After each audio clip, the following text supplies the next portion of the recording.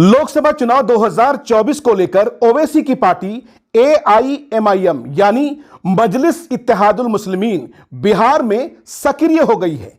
बिहार प्रदेश अध्यक्ष अख्तरुल इमान ने संकेत दिया है कि पूर्व राजद सांसद मोहम्मद शहाबुद्दीन की पत्नी हिना शाहब यदि मांग करे तो उन्हें 2024 के लोकसभा चुनाव में सीवान से पार्टी का उम्मीदवार बनाया जा सकता है, यानी मजलिस उन्हें अपना उम्मीदवार बना सकती है।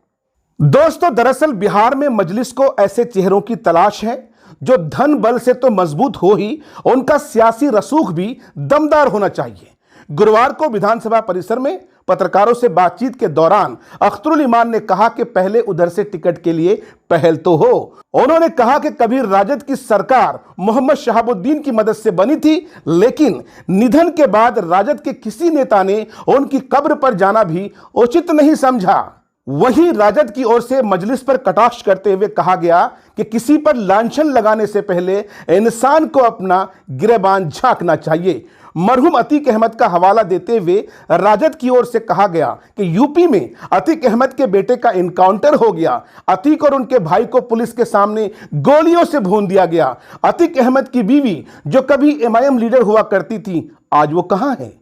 क्या एमआईएम के किसी नेता ने उनकी सुध ली? अख्तरुल इमान केवल बयानबाजी करते हैं, भाषणबाजी करते हैं। मजलिस केवल मुसलमानों को उकसाने का काम करती है। उनकी कथनी और करनी में बड़ा अंतर है। यह कहना है राजद का, यह एलिगेशन राजद की ओर से लगाया गया है। मीडिया से बातचीत के दौरान अख्तरुल इमान ने सीएम नीतीश कुमार को भी आड़े हाथों लिया। साथ ही उन्होंने कहा कि लालू हो या नीतीश, दोनों ही सूबे में इंसाफ कायम करने में विफल रहे, नाकाम रहे। समाज के गरीब, अति पिछड़े और अल्पसंख्यकों को न्याय नहीं मिल सका, इंसाफ नहीं मिल सका। दोस्तों, आपको बताते चलें कि अख्तरुल इमान जो इस समय एमआईएम के बिहार प्रदेश अध्यक्ष हैं और अमोर के विधायक हैं, इन्होंने भी अपने राजनीतिक करियर की शुरुआत राजद से की थी।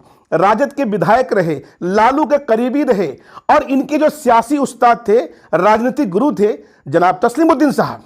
नाम लिए बगैर अख्तरुल इमान ने दलितों के नेता जीतन राम मांझी पर भी निशाना साधा और कहा कि दलितों की राजनीति करने वाले नेता ये मांग क्यों नहीं उठाते कि आबादी के अनुपात से सरकारी नौकरियों में उनकी भागीदारी क्यों नहीं है? यही हाल तो मुसलमानों का है, कोई इनकी आवाज क्यों नहीं उठाता है? उन्होंने मजीद कहा कि बिहार में 20,49,000 सरकारी नौकरियां हैं। दलितों और मुसलमानों को आबादी के अनुरूप भागीदारी के लिए विशेष अभियान चलाने की जरूरत है। दोस्तों, आपको बताते चले कि अभी हाल ही में सीमांचल के दौरे पर आए मजलिस इत्तेहादुल मुस्लिमीन के चीफ बैरिस्टर असदुद्दीन ओवैसी के ताल्लुक से यह कहा जा रहा है कि उन्होंने बिहार प्रदेश अध्यक्ष को स्पष्ट कर दिया है कि पार्टी बिहार के हर उस सीट से चुनाव लड़ेगी जहां से जीतने के आसार ज्यादा हैं। यही वजह है कि अख्तरुल इमान और पार्टी के दिगर जिम्मेदारान उन लोकसभा क्षेत्रों को चिन्हित कर रहे हैं जहां से सीट निकाला जा सके और ऐसे उम्मीदवारों की तलाश भी जारी है। दोस्तों, लोकसभा इलेक्शन सर पर है। सभी पार्टियां अपनी अपनी तैयारियों में लगी हुई हैं। सभी का अपना अपना मैनिफेस्टो है, सभी का अपना अपना वोट बैंक है।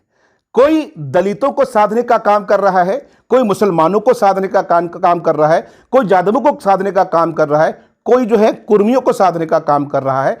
और सियासत में और इलेक्शन में ये चीजें आम हैं, ये चीजें होती रहती हैं। अख्तरुल इमान साहब ने जिस तरीके से विधानसभा के बाहर पत्रकारों से बातचीत के दौरान ये बातें कही कि अरे भाई, जब उनसे सवाल पूछा गया कि क्या शहाबुद्दीन की फैमिली को, उनकी वाइफ को एमआईएम अपना उम्मीदवार बनाएगी, आपको एक चीज यहां बताते चलें कि जब शहाबुद्दीन साहब कोविड काल में उनका इंतकाल हो गया था, तो बिहार से सबसे पहले उनके परिवार से मिलने के लिए अख्तरुल इमान यानी बिहार एमआईएम की पूरी टीम, अख्तरुल इमान के साथ साथ उनके जो दूसरे जिम्मेदारान हैं, सभी ने उनके जो बेटे हैं उनसे मुलाकात की थी, उनकी पत्नी से मुलाकात की थी, सहानुभूति दी गई थी।